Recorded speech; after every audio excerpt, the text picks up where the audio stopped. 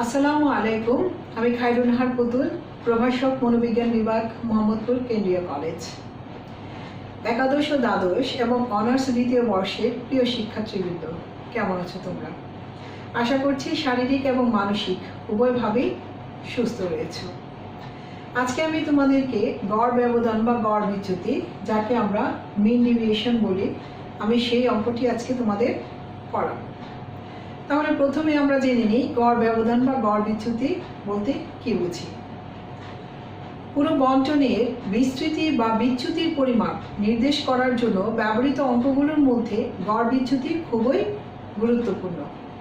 কোনো বণ্টনের কেন্দ্র থেকে সবগুলি সাফল্যাঙ্কের বিচ্যুতির গড়কে গড় বিচ্যুতি বা গড় ব্যবধান বলা হয়। কোনো বণ্টনের সাফল্যাঙ্কগুলো থেকে ওই বণ্টনের গড়ের বিচ্যুতি যোগ করলে যোগফল 0 হয়। তাই গড় বিচ্যুতির ক্ষেত্রে প্রত্যেকটি বিচ্যুতির যোগ বা বিয়োগ চিহ্ন বর্জন করতে হয়। বীজগাণিতিক চিহ্ন বর্জনের জন্য পরম মান এর চিহ্ন অ্যাবসোলিউট সাইন অর্থাৎ দুটি উলম্ব রেখা ব্যবহার করা হয়। এরকম দুটি উলম্ব রেখা ব্যবহার করা হয় কেন? যেন এটি বিচ্যুতির যোগ বা বিয়োগ চিহ্ন বর্জনের জন্য এই চিহ্নটি ব্যবহার করা হয়, যাকে আমরা পরম মান বলে থাকি।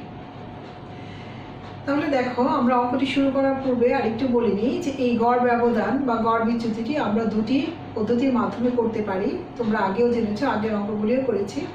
একটি হচ্ছে অবিন্যস্ত উপাত্ত আনগ্রুপ ডেটা, আরেকটি হচ্ছে বিন্যস্ত উপাত্ত বা গ্রুপ ডেটা। প্রথমে আমি অবিন্যস্ত উপাত্ত থেকে গড় ব্যবধান নির্ণয়ের পদ্ধতি দেখাবো, এর পরবর্তীতে আমি বিন্যস্ত পদ্ধতিতে গড় ব্যবধান নির্ণয়ের পদ্ধতিটি দেখাবো। তাহলে শিক্ষার্থীরা, চলো আমরা অঙ্কে চলে যাই। তাহলে প্রিয় শিক্ষার্থীবৃন্দ, ধরো এমন একটি অঙ্ক দেয়া থাকলো যে নিম্নের উপাত্ত থেকে গড় ব্যবধান বা গড় বিচ্যুতি নির্ণয় করো এবং কতগুলি সংখ্যা দেওয়া থাকলো 75, 80, 77, 83, 76, 84, 75, 85, 90, 75।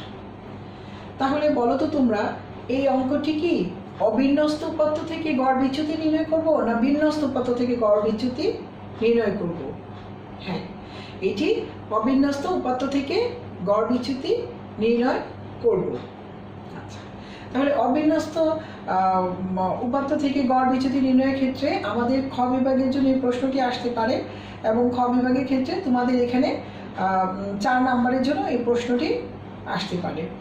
আর একাদশ বা দ্বাদশ শ্রেণীর জন্য এটি গ এবং ঘ অর্থাৎ প্রয়োগ এবং উচ্চতর দক্ষতার জন্য এই প্রশ্নটি আসতে পারে। তাহলে এক্ষেত্রে আমরা অঙ্কটি কিভাবে করব?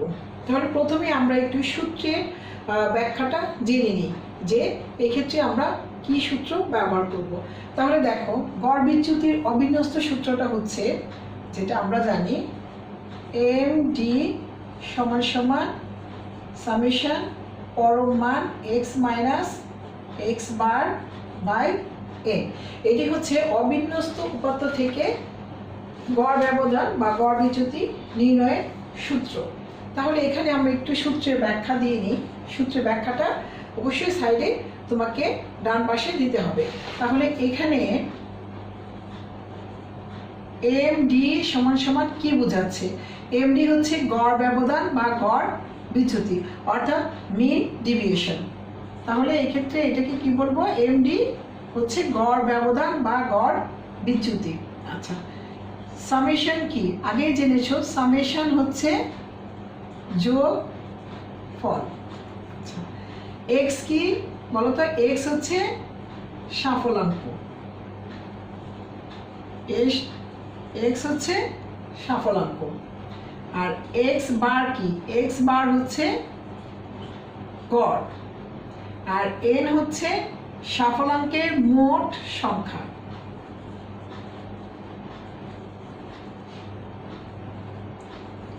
সাফলাঙ্কের মোট সংখ্যা। আর এই যে দুইটি চিহ্ন, এই দুইটি চিহ্ন হচ্ছে, একে আমরা পরম মান বলবো। এই লম্বা দুইটি উলম্ব টান হচ্ছে পরম মান। এই পরম মান আমরা গাণিতিক চিহ্নকে বর্জন করার ক্ষেত্রে ব্যবহার করে থাকব, ঠিক আছে। আর এখানে এক্স মাইনাস এক্স বার পরম মান দেওয়া থাকে, এটা হবে বীজগাণিতিক চিহ্ন সাপেক্ষে, মানে বর্জন সাপেক্ষে বিচ্যুতি। তাহলে কি বীজ গাণিতিক চিহ্ন বর্জন সাপেক্ষে বিচ্যুতি, ঠিক আছে। তাহলে সূত্রের ব্যাখ্যাটা আমরা জেনে গেলাম। সূত্রের ব্যাখ্যাটা কি, md সমান সমান সামেশন পরম মান x minus x bar divided n।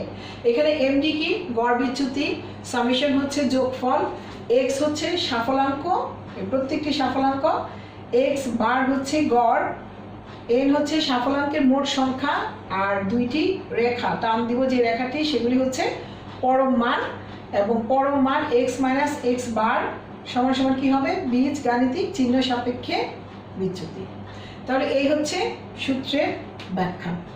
আচ্ছা, আশা করছি তোমরা লিখে নিয়েছো। আচ্ছা, এখন আমি মুছে দিচ্ছি। এখন আমরা অঙ্কে চলে যাব। আচ্ছা, এই ক্ষেত্রে আমাদের গড় বিচ্যুতি বা গড় ব্যবধানের ক্ষেত্রে সংখ্যাগুলিকে আমরা ক্রম অনুসারে সাজাতেও পারি, আবার না সাজিয়েও করতে পারি, কিন্তু আমি ক্রম অনুসারে সাজিয়ে করব। ক্রম অনুসারে সাজিয়ে করলে আমাদের সুবিধা হবে, করতে সহজ হবে। আচ্ছা, তাহলে করার ক্ষেত্রে আমরা কিভাবে করব, দেখো এখানে কয়টি সংখ্যা রয়েছে, 1 2 3 4 5 6 7 8 9 10। তাহলে এক্ষেত্রে আমাকে 10টি ঘর করতে হবে। 1 2 3 4 5 6 7 8 9 10। আচ্ছা, তাহলে প্রথমেই আমি লিখবো সাফলাঙ্ক, তারপর হচ্ছে বিচ্যুতি। তাহলে এখানে লিখবো হচ্ছে সাফলাঙ্ক, সাফলাঙ্ক, আর এখানে হবে হচ্ছে বিচ্যুতি। বিচ্যুতি কি হবে,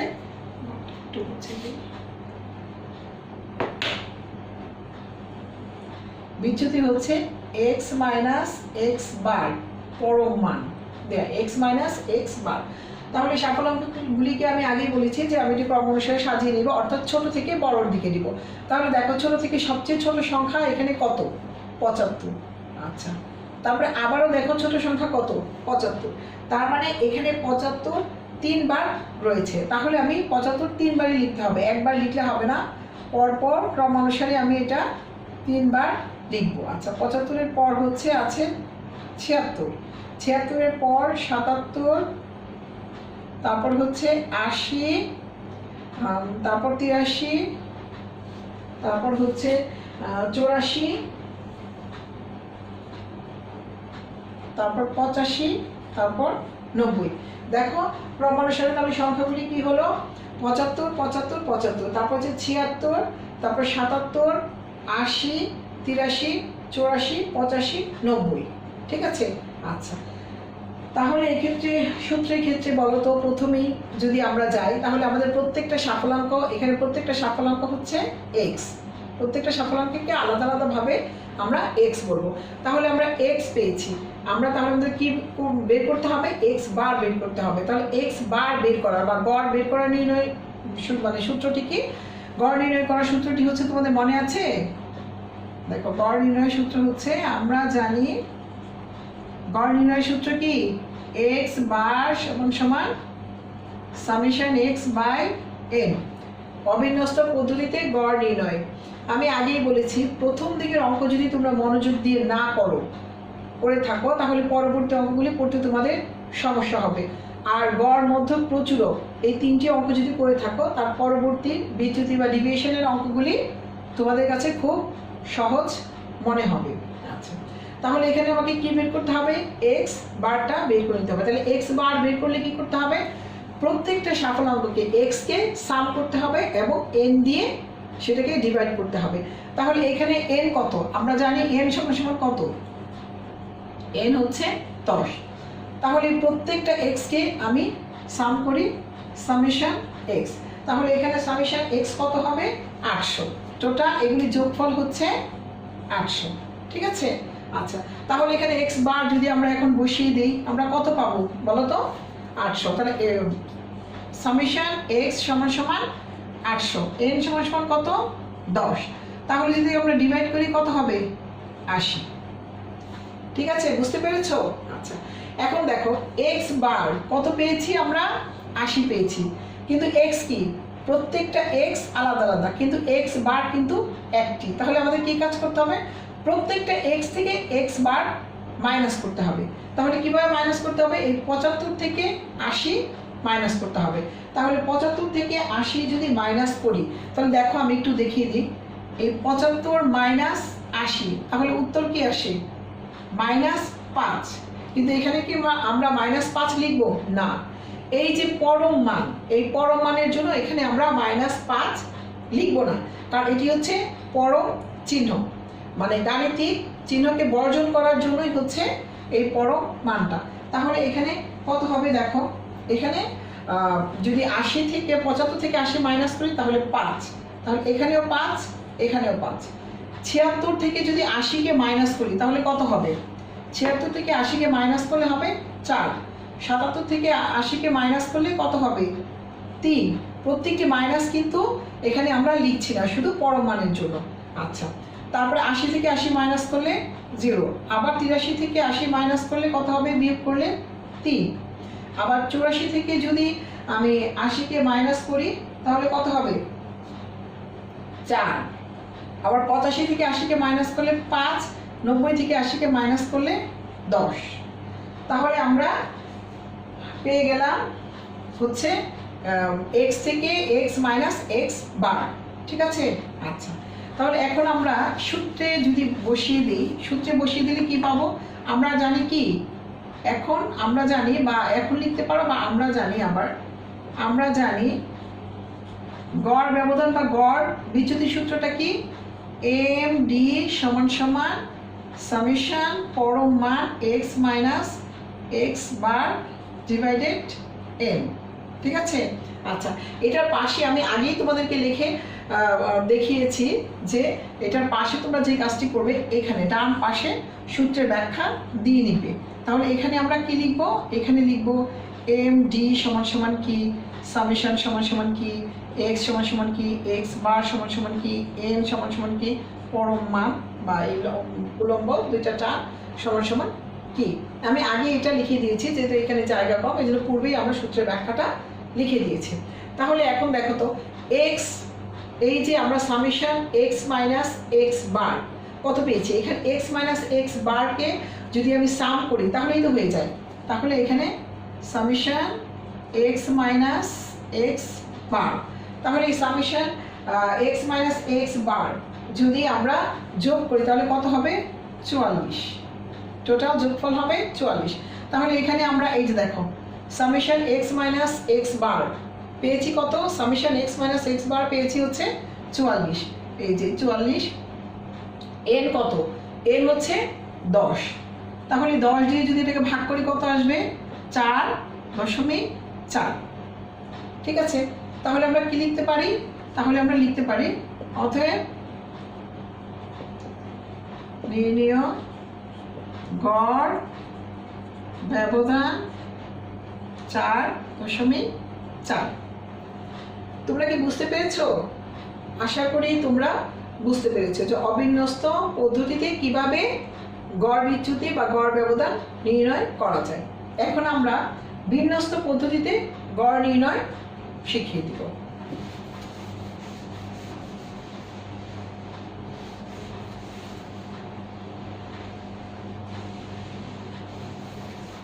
আচ্ছা, তোমরা আমাকে বলো তো বিন্যস্ত পদ্ধতিতে গড় নির্ণয় আমরা কিভাবে বুঝবো?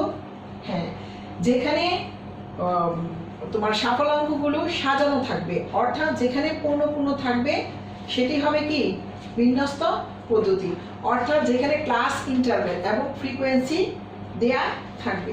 তাহলে ধরো এমন একটি সংখ্যা এভাবে দেয়া থাকলো, ঘরটা করে নিই আমরা।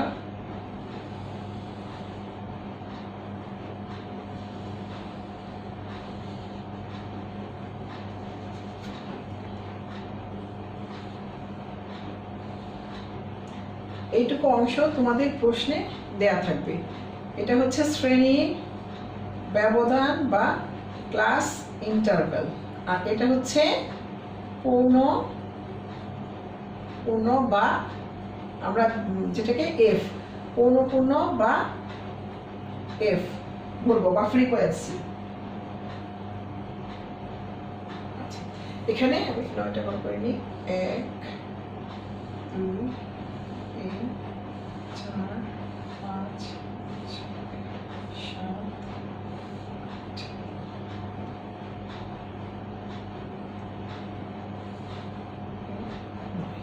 আচ্ছা,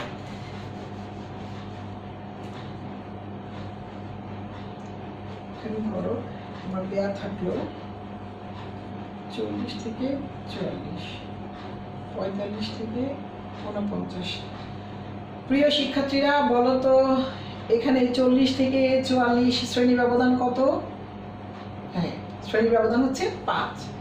তাহলে 5 করে আমরা চলে যাই 50 থেকে 54, 55 থেকে 59, 60 থেকে 64, 65 থেকে 69, 70 থেকে 74, 75 থেকে 79, 80 থেকে 84। আর এখানে তোমাদের পূর্ণ দেয়া থাকলো 1 2 3 5 8 6 2 2 1, অর্থাৎ n = 30 দেয়া থাকলো। এখন আমাদেরকে বললো যে নিম্নের উপাত্ত থেকে গড় বিচ্যুতি বা গড় ব্যবধান নির্ণয় করো। তাহলে এক্ষেত্রে আমরা কি করব? দেখো, অবিন্যস্ত পদ্ধতিতে গড় ব্যবধান নির্ণয় সূত্র ছিল একটি। এখন বিন্যস্ত পদ্ধতিতে গড় ব্যবধান নির্ণয় সূত্রটা আমি দেখিয়ে দিচ্ছি। বিন্যস্ত পদ্ধতিতে গড় ব্যবধান নির্ণয় সূত্র হচ্ছে সামেশন f পরম মান x - x bar by m। এটা অবিন্যস্ত পদ্ধতির মতোই, যেহেতু এখানে সাজানো আছে, ফ্রিকোয়েন্সি দেওয়া আছে, অতএব ফ্রিকোয়েন্সিটাকে আমরা এখানে অ্যাড করব। তাহলে md = কি সামেশন f পরম মান x - x বার ডিভাইডেড n। অনুরূপ আগের মতোই তোমরা সূত্রের ব্যাখ্যাগুলি এখানে দিয়ে নিবে, এটা আমি লিখে দিচ্ছি না, শুধু দেখিয়ে দিচ্ছি। এখানে তাহলে কি লিখতে হবে? md = কত, আবার মানে কি md = কি গড় ব্যবধান বা গড় বিচ্যুতি। তারপরে সামেশন = কত, মানে কি সামেশন বলতে আমরা যোগফল বুঝি। f = পূর্ণ, x হচ্ছে সাফল্যাঙ্ক, x বার হচ্ছে গড়, n হচ্ছে সাফল্যাঙ্কের মোট সংখ্যা, আর এই দুইটি চিহ্ন উল্লম্ব রেখাকে আমরা বলবো পরম মান, মানে বীজগণিত চিহ্নকে বর্জনের সাপেক্ষে যে চিহ্ন ব্যবহার করা হয় সেটি হচ্ছে পরম মান। তাহলে এভাবে আমরা সূত্রের ব্যাখ্যা দিয়ে নিব। আচ্ছা, তাহলে এখন দেখো এই সূত্র অনুসারে আমাদেরকে কি বের করতে হবে? এই সূত্র অনুসারে অনুরূপ আগের মতোই আমাদেরকে x বার অর্থাৎ গড় নির্ণয় করতে হবে। গড় নির্ণয়ের পরে আবার বিচ্যুতি নির্ণয় করতে, মানে x থেকে x বার মাইনাস করতে হবে। মাইনাস করে তারপরে n দিয়ে f এটার সাথে f ইন্টু করতে হবে, তারপরে সাম করে n দিয়ে ভাগ করতে হবে। তাহলে অঙ্কটি আমি দেখাচ্ছি, তোমরা দেখো। তাহলে এখানে কতগুলি ঘর, মানে সূত্র অনুসারে কিন্তু তোমার ঘরটা এগিয়ে যাবে। তাহলে আমি নিচে একটু সূত্রটি নিচের দিকে লিখে নিই। md = সামেশন f পরম মান x - x বার ডিভাইডেড n। আচ্ছা, তাহলে এই সূত্র অনুসারে আমাদের প্রথমে কি বের করতে হবে? x বার বের করতে হবে। তাহলে x বারের সূত্রটা কি? দেখো, x বারের সূত্রটা কি আমরা জানি। এর আগে x bar = summation fx divided n, summation fx divided n। তোমাদের কি মনে আছে? তোমরা গড় করেছিলে বিন্যস্ত পদ্ধতি থেকে গড় নির্ণয়ের পদ্ধতি হচ্ছে x bar = summation f x by n. তাহলে এখানে এফ দেয়া আছে, আমাদের কি বের করতে হবে? এক্স বের করতে হবে। তাহলে এক্স আমরা কিভাবে বের করবো? আর এক্স এর নাম কি বলতো? মধ্যবিন্দু। হ্যাঁ, এক্স হচ্ছে মধ্যবিন্দু। তাহলে আমাদেরকে এখন বের করতে হবে হচ্ছে এক্স।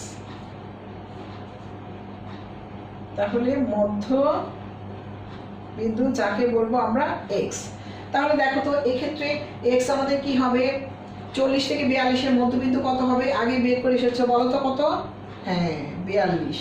আচ্ছা, এরপরে 45 থেকে 49, 47। হ্যাঁ, 52 থেকে মানে 50 থেকে 54 হবে 52, 55 থেকে 59 হবে 57, তারপরে হবে 62, 67, 72, 77, 82।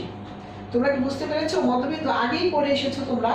তারপরে বলছি এটা মাঝখানে এই যে শ্রেণী ব্যবধান 5, তার মাঝখানে যে সংখ্যাটি থাকবে সেগুলি হচ্ছে মধ্যবিন্দু। তাহলে মধ্যবিন্দু কত? 42, 47, 52, 57, 62, 67, 72, 77, 82। আচ্ছা, তাহলে এখন আমরা এই সামেশন মানে এক্স বার সমান সমান summation f x by n, এই ক্ষেত্রে আমরা সামেশন এফ এক্স পেতে গেলে আমাদেরকে কি করতে হবে? আমরা এফ পেয়েছি, এক্স পেয়েছি, তাহলে এফ ইন্টু এক্স যদি করে দিই তাহলে দেখো এফ এক্স আমরা পেয়ে যাব। তাহলে এই ক্ষেত্রে আমরা কি করব? এফ ইন্টু এক্স করব। আচ্ছা, দেখো এফ ইন্টু এক্স। তোমরা দেখো আমাদের এই সূত্রটাই কিন্তু আমাদের অঙ্ককে সামনে এগিয়ে নিয়ে যাচ্ছে। তোমরা যদি সূত্রগুলি ভালো করে মুখস্থ করো তাহলে অঙ্ক তোমাদের জন্য কোনো ব্যাপার না, তোমরা খুব সহজেই সেটা সমাধান করতে পারবে। আচ্ছা, এফ ইন্টু এক্স মানে এই যে এক্স কে এফ দিয়ে গুণ করা, তাহলে 82 কে 1 দিয়ে গুণ করলে কত হবে? 82। তারপরে 77 কে 2 দিয়ে গুণ করলে কত হবে? 154। তারপরে দেখো 72 কে 3 দিয়ে গুণ করলে কত হবে? 216। আবার 67 কে 5 দিয়ে গুণ করলে কত হবে? 335। আবার 62 কে 8 দিয়ে গুণ করলে কত হবে? 496। আবার দেখো 57 কে 6 দিয়ে গুণ করলে কত হবে? 342। আবার 52 কে 2 দিয়ে গুণ করলে কত হবে? 104। আবার 47 কে 2 দিয়ে গুণ করলে কত হবে? 94। আবার 42 কে 1 দিয়ে গুণ করলে কত হবে? 42। তাহলে দেখো এখানে আমরা এফ ইন্টু এক্স পেয়ে গিয়েছি, ঠিক আছে। এখন সূত্র অনুসারে যদি আমরা দেখি কি দেখব? এক্স বার সমান সমান summation f x by n. তাহলে আমাদেরকে কি করতে হবে? এফ ইন্টু এক্স কে সাম করতে হবে, অর্থাৎ এই সবগুলিকে যোগ করতে হবে। তাহলে সামেশন এফ এক্স মানে এই প্রত্যেকটা সংখ্যাকে যোগ করব। তাহলে প্রত্যেকটা সংখ্যাকে যোগ করলে আসে 1885, মানে 1865। তাহলে 1865 আসে এই টোটাল এফ ইন্টু এক্স কে যদি আমরা যোগ করি। আচ্ছা, তাহলে এফ ইন্টু এক্স কে যোগ করে কত আসছে? 1865। তাহলে এখন আমরা এখান থেকে কি বের করতে পারবো? খুব সহজে আমরা গড় বের করে ফেলতে পারবো। তাহলে দেখো গড় সমান সমান কত হবে? 1865 কে এন সমান সমান কত দেয়া আছে এখানে? 30। আচ্ছা, এই 30 দিয়ে যদি 1865 কে যদি আমি 30 দিয়ে ডিভাইড করি তাহলে কত আসবে? 62.17। তাহলে কত আসছে? 62.17। এই 62.17 হচ্ছে আমার কত? X bar. তাহলে এক সাইডে এখানে একটু লিখে নিই, এক্স বার কত আসছে? 62.17। তোমরা কি বুঝতে পেরেছো? এইটুকু অংশ তোমাদের না বোঝার কোনো কারণ নেই, কারণ এর পূর্বে তোমরা এইটুকু অংশ করে এসেছো। কিভাবে করে এসেছো? বিন্যস্ত পদ্ধতিতে গড় নির্ণয়ের ক্ষেত্রে করে এসেছো। আচ্ছা, ঠিক আছে। তাহলে এখন আমরা চলো, যেহেতু আমরা এখানে এক্স মাইনাস এক্স বার দেওয়া আছে, তাহলে এক্স বারও পেয়েছি, এক্সও আছে, তাহলে আমাদের আরেকটি ঘর করতে হবে। সেই ঘরটি কি? আচ্ছা, তাহলে আমাদের আরেকটি ঘর করতে হবে। এই অঙ্কটি করার জন্য, সেটি হচ্ছে বিচ্যুতির ঘর। অর্থাৎ এখানে লিখতে হবে বিচ্যুতি সমান সমান কি এক্স মাইনাস এক্স বার, এক্স মাইনাস এক্স বার, আর এই পরম চিহ্ন। পরম চিহ্নটি কেন ব্যবহৃত হয় বলতো? যোগ বা বিয়োগ চিহ্ন যেন না দেয়া লাগে, সেই জন্য এই পরম চিহ্নটি ব্যবহার করা হয়। আচ্ছা, তাহলে এই ক্ষেত্রে দেখো তো, আমরা এক্স, প্রত্যেকটা এক্স আমরা জানি কত আছে। আমাদের এক্স বার কত বের হয়েছে? 62.17। তাহলে প্রত্যেকটি এক্স থেকে এক্স বার মাইনাস করতে হবে, অর্থাৎ 82, 77, 72, 67, 62, 57, 52, 47, 42 থেকে এই 62.7কে মাইনাস করতে হবে। তাহলে আমি এখানে একটু লিখিয়ে দিচ্ছি, তোমাদের লিখে দেখাচ্ছি। এই যে 82 মাইনাস 62.17, আবার 77 মাইনাস 65.17, আবার 72 মাইনাস 62.17। এভাবে প্রত্যেকটি মাইনাস করে বের করতে হবে এই বিচ্যুতি এক্স মাইনাস এক্স বার পরম চিহ্ন। তাহলে দেখো 62 থেকে মানে 82 থেকে আমরা যদি চিন্তা করি, 82টা এখানে যে 82 থেকে যদি প্রতিবার 62.17 মাইনাস করি তাহলে কি হয় দেখো। 82 থেকে 62.17 বিয়োগ করলে আসে হচ্ছে 19.83। আবার 77 থেকে 62.17 মাইনাস করলে কত আসে? 14.83, 14.83। আবার 72 থেকে 62.17 বিয়োগ করলে আসে 9.87। আবার 67 থেকে 62.17 মাইনাস করলে আসে হচ্ছে 4.83। আবার 62 থেকে 62.17 মাইনাস করলে আসে হচ্ছে 1.17। আবার যদি 57 থেকে 62.17 মাইনাস করি তাহলে আসে 5.17। আবার যদি 52 থেকে 62.17 মাইনাস করি তাহলে আসে 10.17। আবার যদি 47 থেকে 62.17 মাইনাস করি তাহলে আসে 15, মাইনাস করলে আসে হচ্ছে 15.17। আবার 42 থেকে 62.17 মাইনাস করলে আসে হচ্ছে 20.17। তোমরা কি বুঝতে পেরেছো? তার মানে প্রতিবার এই 62.17 থেকে 82, 77, 72, 67, 62, 57, 52, 47, 42 এগুলি মাইনাস করতে হবে। মাইনাস করে এই বিচ্যুতির ঘরটি নির্ণয় করতে হবে, অর্থাৎ পরম চিহ্ন এক্স মাইনাস এক্স বার নির্ণয় করতে হবে। এখন দেখো সূত্র অনুসারে সূত্র কি বলে দিচ্ছে, সামেশন এফ ইন্টু পরম চিহ্ন x minus x bar divided N. তার মানে এইটুকু অংশ তো আমরা পেয়ে গেছি, তাহলে এইটুকুর সাথে কি করতে হবে? এফ ইন্টু করতে হবে। তার মানে এই ঘরটির সাথে এই ঘরটা ইন্টু করতে হবে।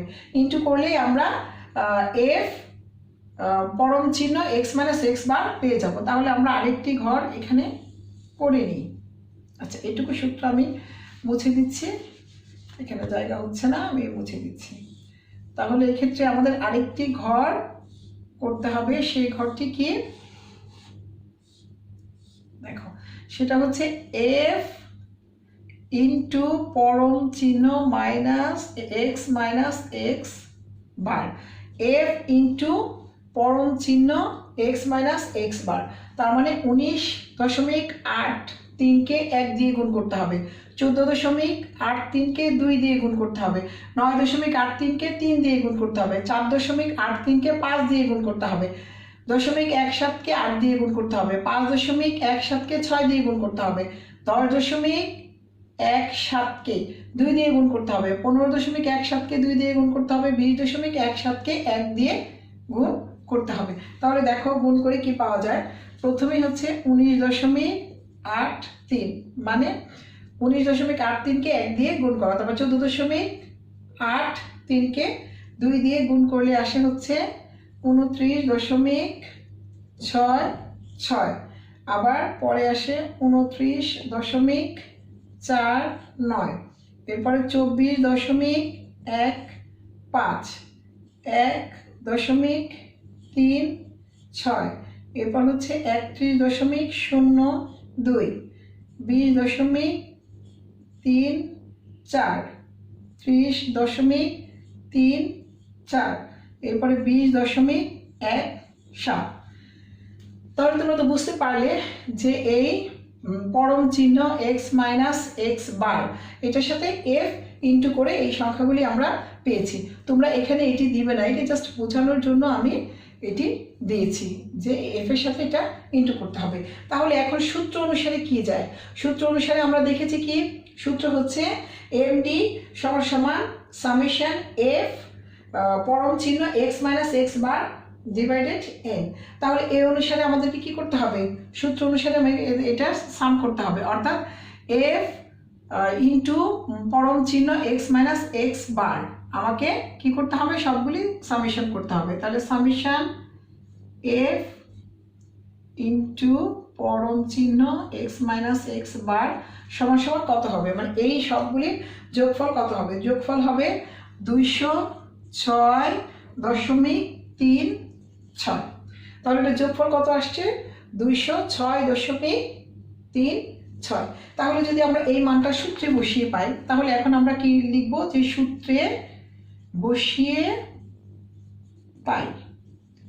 তাহলে সূত্রে বসিয়ে আমরা কি পাচ্ছি? দেখো সূত্রটা কি আমরা জানি, এম ডি সমান সমান কি সামেশন এফ পরম চিহ্ন x minus x bar divided N. তাহলে আমরা সামেশন এফ ইন্টু পরম মান এক্স মাইনাস এক্স বার আমরা কত পেয়েছি? 206.36। তাহলে 206.36, এই 206.36 আর আমরা এন কত? 30। তাহলে এন 30 দিয়ে সেটাকে ডিভাইড করব। 206.36কে 30 দিয়ে ডিভাইড করলে কত আসে? 6.88। তাহলে কত আসছে? 6.88। তাহলে আমরা লিখতে পারি অতএব নির্ণীয় গড় ব্যবধান বা গড় বিচ্যুতি কত? 6.88। তোমরা কি বুঝতে পেরেছ? আশা করি বুঝতে পেরেছ। অঙ্কটি খুবই সহজ, কারণ তোমরা এর আগে গড় করে এসেছো। গড়ের পরবর্তী দুইটি ঘর শুধু বেশি হবে।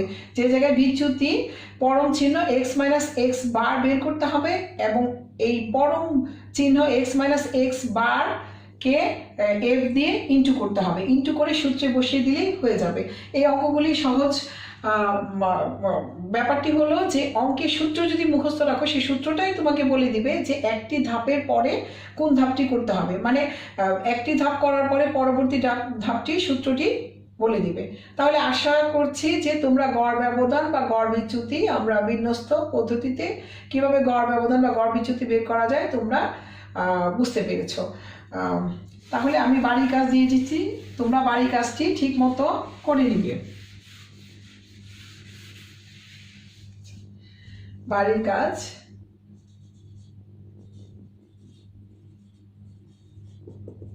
নিম্নের উপাত্ত থেকে গড় ব্যবধান নির্ণয় করো। এটা গড় বিচ্যুতিও থাকতে পারে। আচ্ছা, তাহলে প্রথমে আমি একটি সংখ্যা দিচ্ছি, 55, 48, 50, 51, 40, 44। বলো তো এটা বিন্যস্ত না অবিন্যস্ত? আচ্ছা ঠিক আছে, আমি বলে দিব না, তোমরা বের করবে।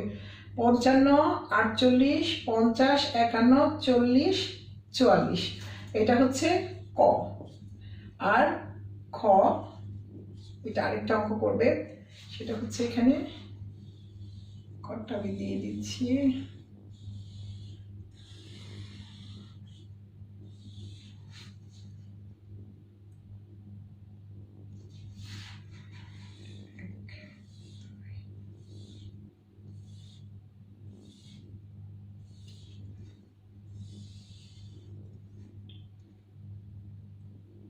আচ্ছা, এখানে থাকবে শ্রেণী ব্যবধান, শ্রেণী ব্যবধান, এটা হচ্ছে পৌনঃপুন বা এফ। আচ্ছা, এখানে কত থাকবে দেখো, 25 থেকে 29। এটা শ্রেণী ব্যবধান কত বলো তো? না, আমি বলে দিব না, তোমরা বের করে দিবে।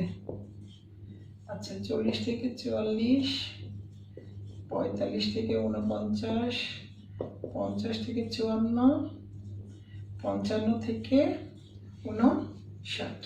আচ্ছা, পৌনঃপুন হচ্ছে 4, 7, 6, 8, 5, 6, 4। তাহলে নিম্নের উপাত্ত থেকে গড় ব্যবধান নির্ণয় করো। এখানে ক এবং খ দেয়া আছে, ওই দুটি অঙ্কই তোমরা বাড়ির কাজ হিসেবে করে নিবে।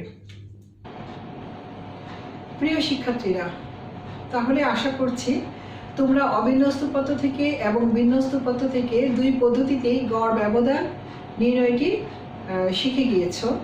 আর আমি যে বাড়ির কাজটি দিয়েছি সেটি যথাযথভাবে সম্পন্ন করার চেষ্টা করবে, এবং যদি কোনো সমস্যা থাকে তাহলে আমাকে জানাবে, এবং আমি আশা করব সবাই অঙ্কটি করবে, করে আমাকে ফলাফল জানাবে। তাহলে আজ এই পর্যন্তই। পরবর্তী ক্লাসে আবারও দেখা হবে। ততদিন পর্যন্ত সুস্থ থেকো, ভালো থেকো। আল্লাহ হাফিজ।